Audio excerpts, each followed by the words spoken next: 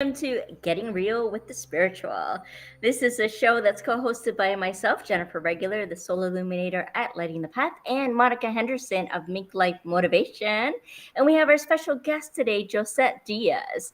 And this is where we get to have just a conversation. We just get real with the spiritual. We're going to pick a topic out of the fishbowl.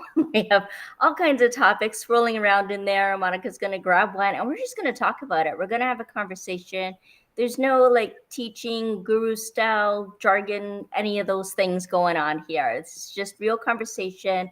We talk about our practices, what's challenging us, what's not.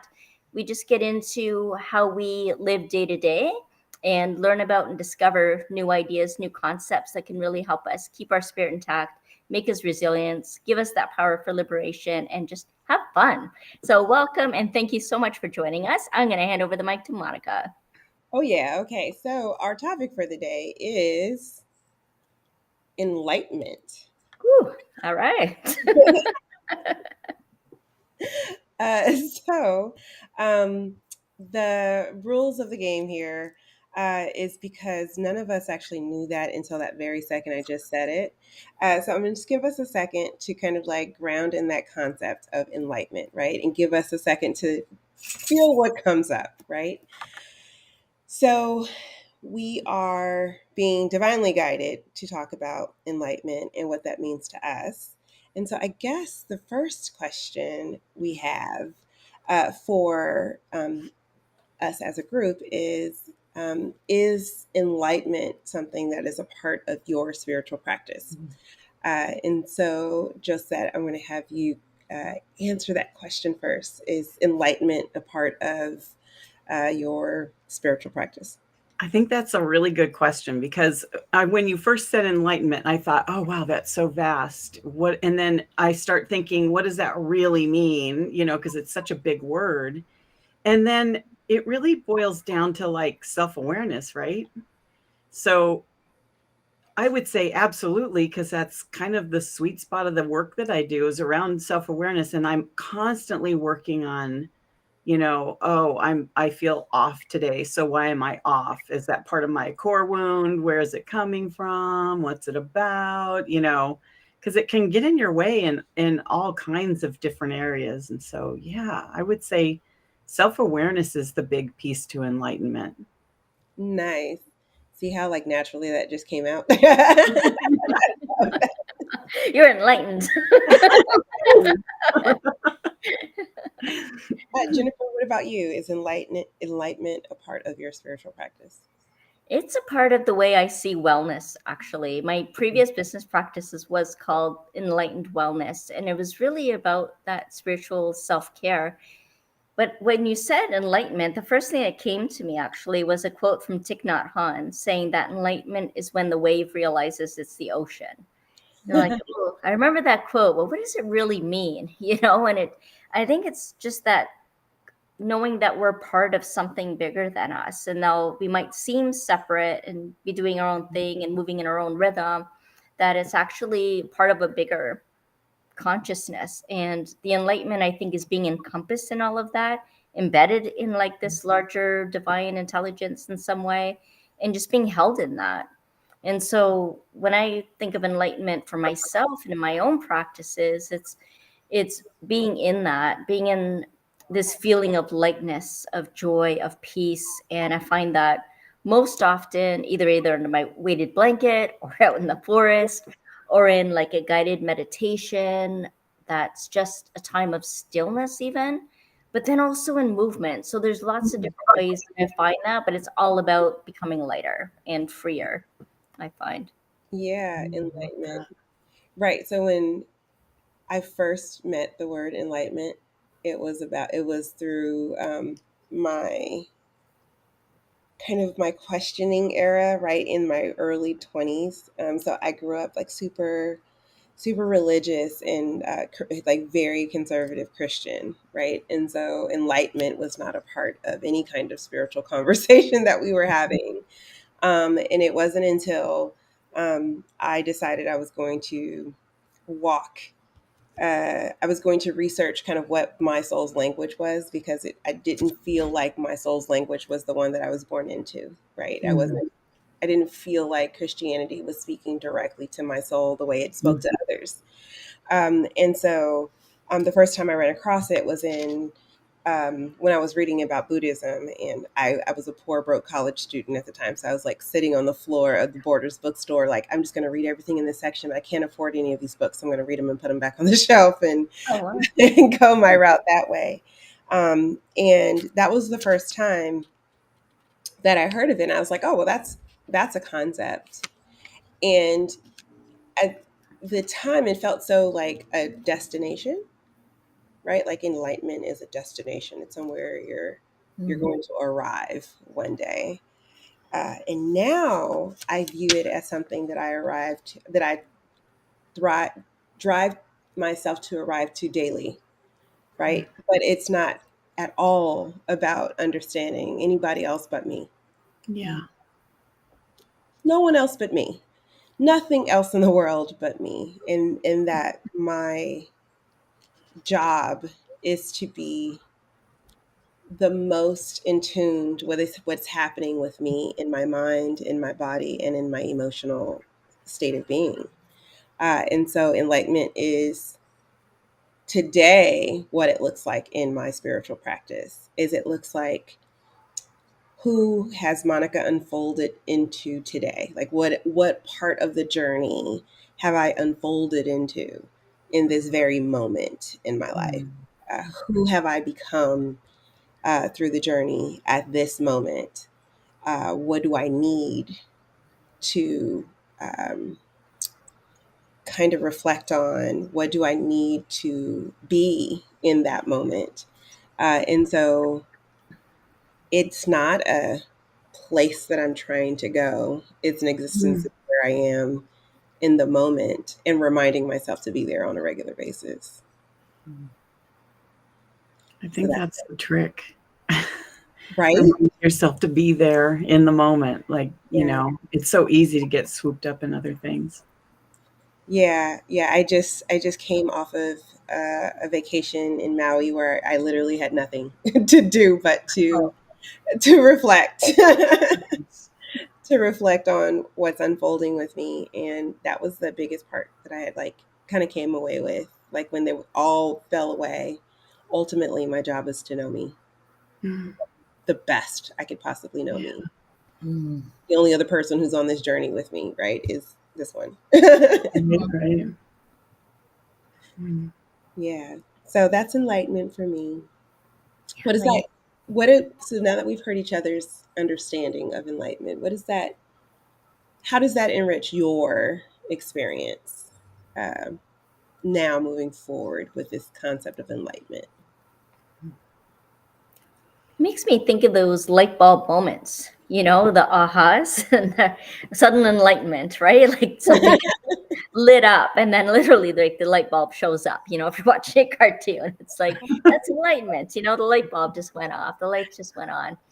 And yeah, it's that awareness, like you're saying, that consciousness and the becoming, and suddenly everything Mhm. makes sense. Mhm. At least for a moment, in that moment of awareness, Yeah. right? You might Yeah. find something else where this doesn't make sense anymore. I don't get it. And then we come a deeper understanding. But it made me think of those light bulb moments where things just suddenly make sense and light goes on. It's like, oh, and that's can be enlightenment too. Yeah. Yeah. I love Yeah. that. I like that too. When I was listening to both of you give your explanations, the big thing that stood out that you both kind of said in different ways was a sense of being. And that is something that kind of rings true for me right now, like where I'm at in my process, because I've been going through, some things in my process that haven't felt comfortable and fun. And I was on such a high, and then all of a sudden it's like, oh. And so that's like it's actually a celebration and a good place to be. And what you both said reminded me of like part of awareness and part of enlightenment is just experiencing that beingness of ourselves, like what you were saying, Monica, on vacation, and just really kind of sinking in the ocean. Like, oh, I love that analogy and reference for enlightenment and the oneness, because just being with yourself and kind of recognizing where you are and just having that grace for where you are and getting still and kind of quiet and maybe not doing as much as you normally would do allows you so much more expansiveness when you kind of move through whatever you're moving through. At least that's how it's worked for me. So that's what it reminded me of. I just thought, oh, yeah, I just need to be. Yeah. What I love when you were describing what that meant to you is you said celebration, and Mm. the last conversation we had was the random part was about celebration, and I love that they tie, like these conversations are Yeah. tying to each other. I feel like Nice. it's like divine placement of these conversations, right? Right. Um, but yeah, it we always want to move through. We always want to hurry up and get through this part Yeah. that's not fun, right? Like, Yeah. this isn't fun. Let me hurry up and get out of this. I don't feel like this. To the party. Like, Exactly. right? And but there's always a reason, I guess a reason for the season. Right. And like Mhm. there's something to be learned in that space.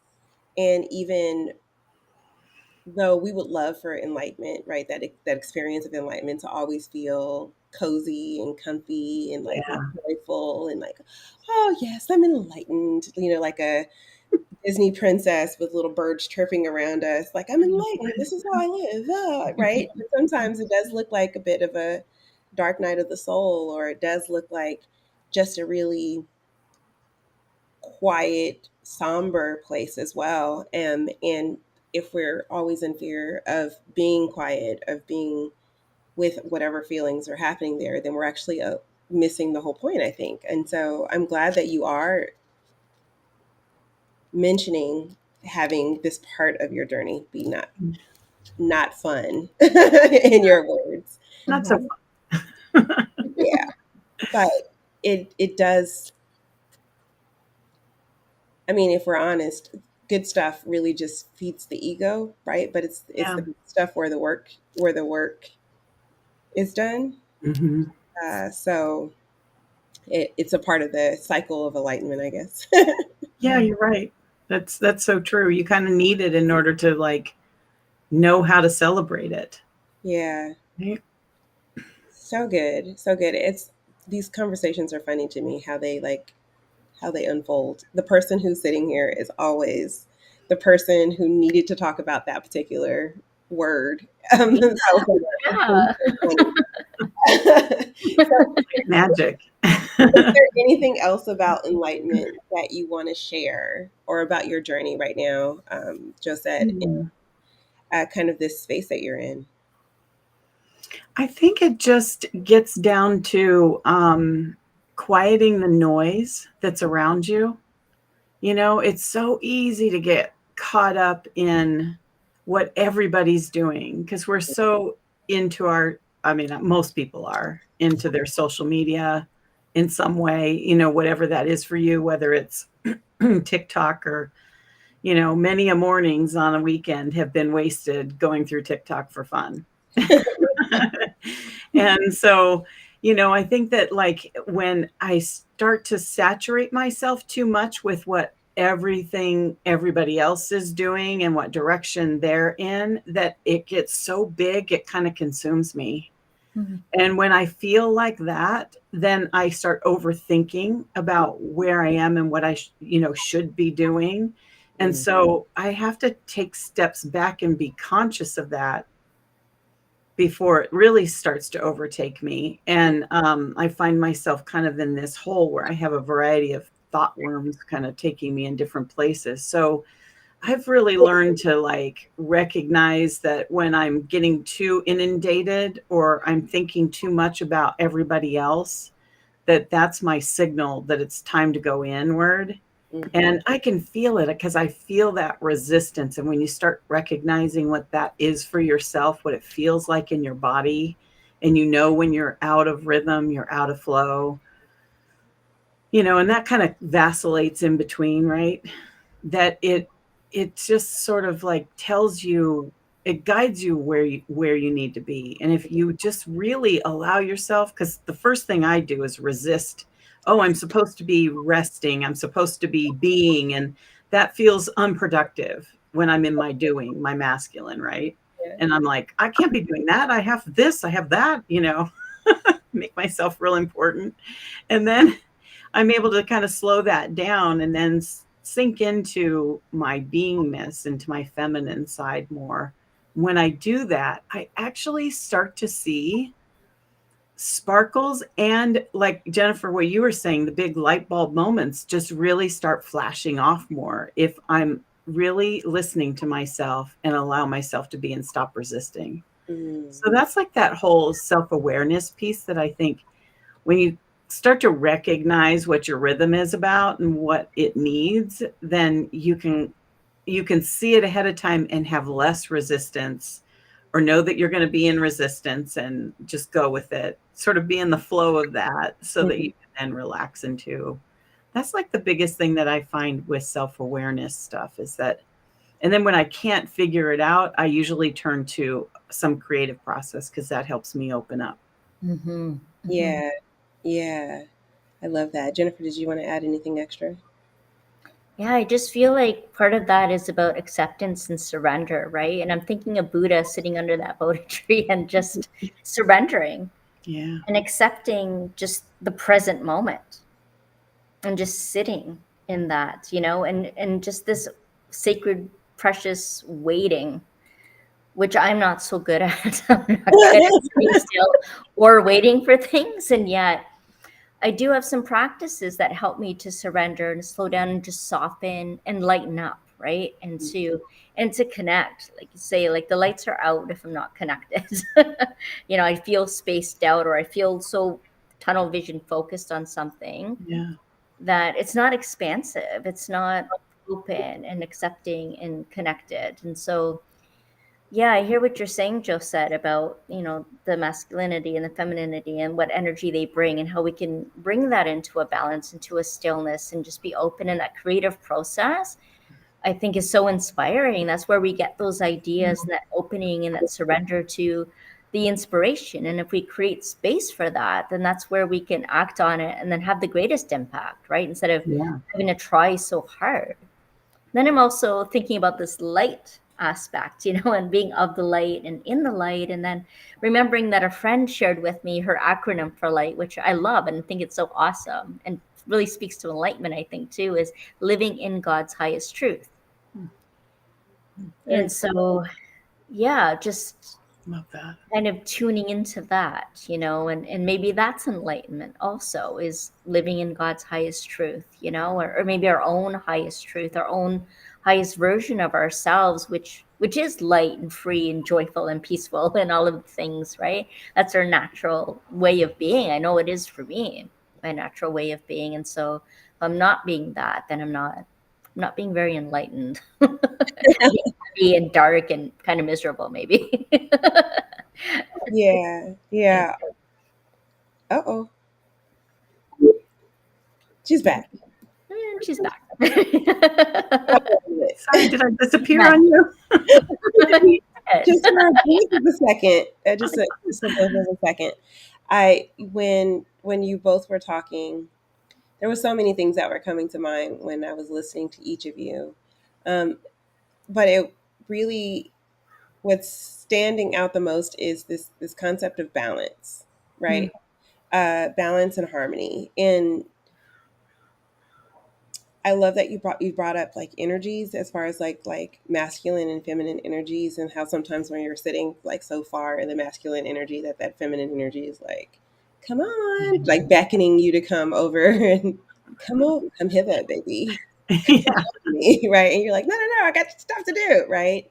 Um, and but I want to speak to the contrast of that, right? Well, sometimes we're so into that energy of the feminine that we don't end up getting anything done either, right? And Mhm. so it is about kind of the harmony in Yeah. those two playing together, and bringing ourselves to the center of that. I know for me, just because of the way that my brain is uniquely and divinely organized, um, I've always kind of um, had a harmony of both, but it's a weird space to be in when people, the outside world expects you to be masculine, Mhm. right? In like the way that you do things, but then also the outside world also wants you to be emotionally connected to things as well, and that wasn't something that that comes naturally for me.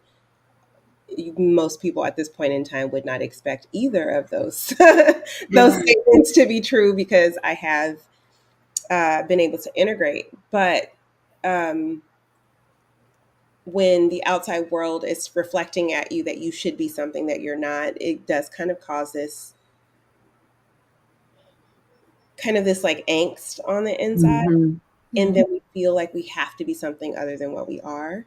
Mhm. Right? And that can cause all kinds of havoc, right? Like that can cause all kinds of pressure and all kinds of just a tug of war that's happening within yourself, that I think this very concept of enlightenment, right? This very concept of self awareness and of beingness and stillness and all the things that we've said so far in this conversation is the remedy to, right? Yeah. When we can reflect on what is being asked of us, but instead of trying to be what someone else's idea of that is, but being our own variation, our own version, own unique element in that space, I think that's where you can kind of marry both those masculine and feminine qualities.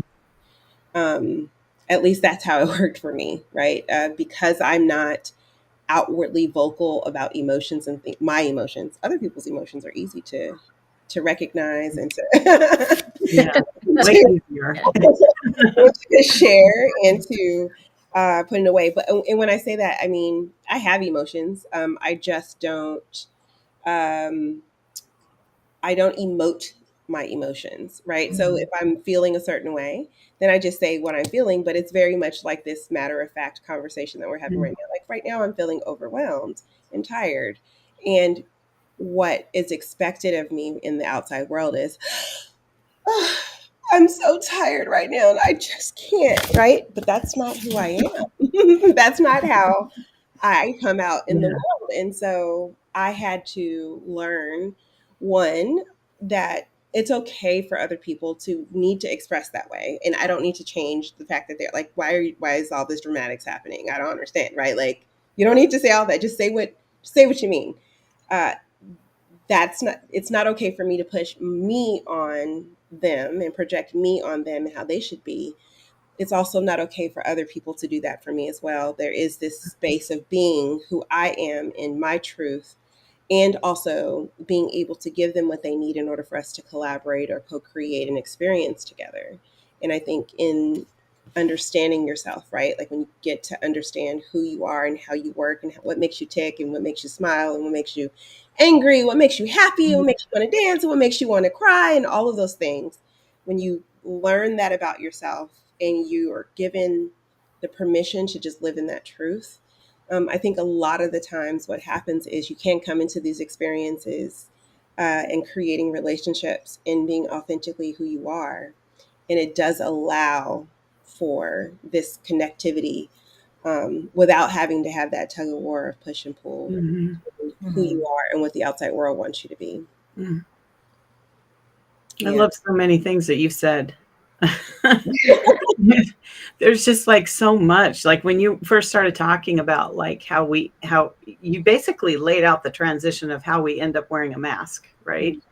Because we have these expectations that are put on us and we're expected to be. I was watching, it just reminded me, I was watching halftime of J-Lo when she did the halftime Yeah. show, looking at her and she's standing like up on a, I don't know, a platform and her knee was up. And I was like thinking, wow, she's standing in a really masculine stance, yet she's expected to be feminine, yet she has to be masculine enough for her to do what she does and keep that momentum going. And Yeah. it made me really think about the expectations that we have as women and Yes. what we expect of each other, what men expect of us, what the world expects of us, society, how that looks, what that looks like, and what's that have to do with enlightenment?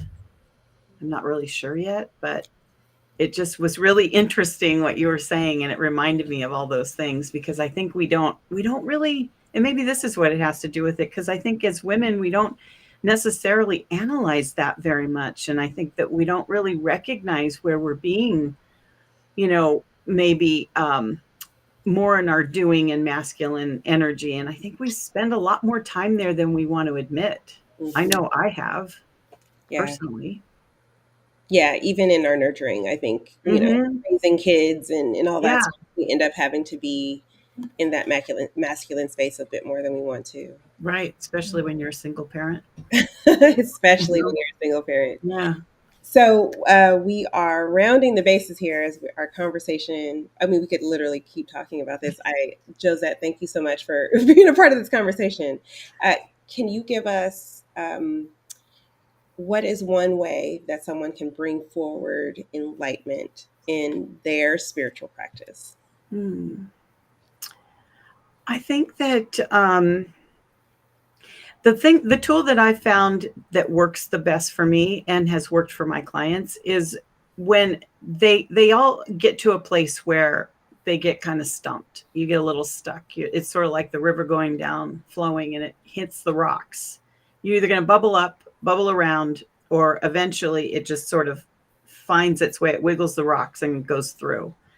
So whatever that is, putting a creative practice in place Mm. allows you to kind of like get out of your head, get into your intuition, into your body, and express yourself on a soul level. And when you can do that, then your art speaks to you. So your awareness rises through that creative process. And that's the biggest thing that I have found that works for me and works for my clients. And it's done in ease. So there's no like pushing, trying to like, you don't have to beat a pillow, although that's has it serves its purpose. Yet this is a way that you can consistently find your answers within yourself, Yeah, um, and tap in. love that. Love that. Jennifer, what about you? What do you think is one kind of thing that someone can pull enlightenment into their spiritual practice? Yeah. You know what? When I'm hearing this conversation, I'm thinking about self actualization, self realization, because I heard a lot of that from both of you. And so I think that's part of the journey is that moving up onto that self actualization and self realization, realizing who we truly are. And so the practice that I think that might be useful is that maybe journaling about or thinking about, contemplating on who you are when you're by yourself. Who are you when you're by yourself? Yeah, And discover who that is, and realize that that's you. That's the real you. yeah. What about you, Monica? I have 6 simple questions that I think everyone should ask themselves every day. And I know 6 sounds like a lot, but they're very simple because they're correlated to each other. Hmm. The first question is, how would I describe myself mentally? Right? Mm. You can even put it today on there if you want to do this daily, right? How do I describe myself mentally today? And then what am I experiencing mentally? What am I experiencing? Right?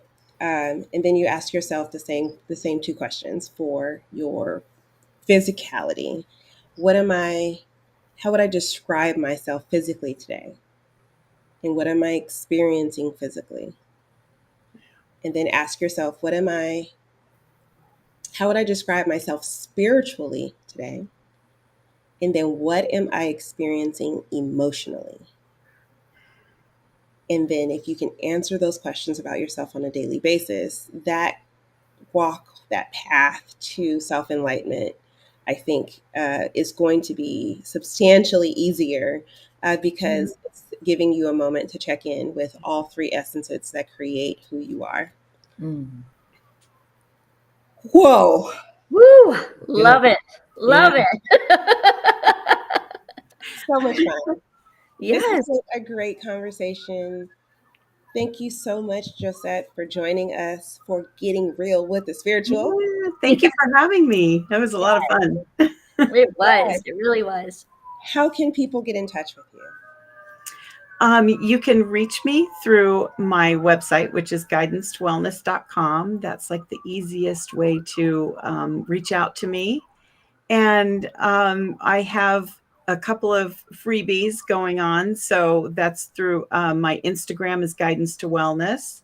So that's pretty easy. I try to keep it simple. I'm on LinkedIn as well. And there's too many Josette Diaz's out there. So I'm Josette Diaz at LinkedIn. And those are the easiest ways to reach me. And I have like a free chat and all kinds of good stuff. Lovely. Thank you so much. So, Jennifer, is there anything else you want to add before we close? No, yeah, it was fun. I enjoy this. It's always so much fun. I'd love to hear what people's thoughts are, though, about what they think about enlightenment or what their takeaways were. So I'd love to see that in the comments. Yeah, I'd love to see that too. So definitely drop a comment. And if you are enjoying this conversation, we will be bringing them to you on a regular basis. Also, if you would like to join us, we are putting together a meetup where we can, after we've gotten real with the podcast, we are going to keep it real with the meetup where we can talk about what we've tried, what we've experienced, what's worked for us, maybe exchange ideas so that you can continue to grow in your spirituality, in your spiritual practice, and you can keep getting real. So, with that, we will see you all next time on Getting Real with the Spiritual. Bye. Bye.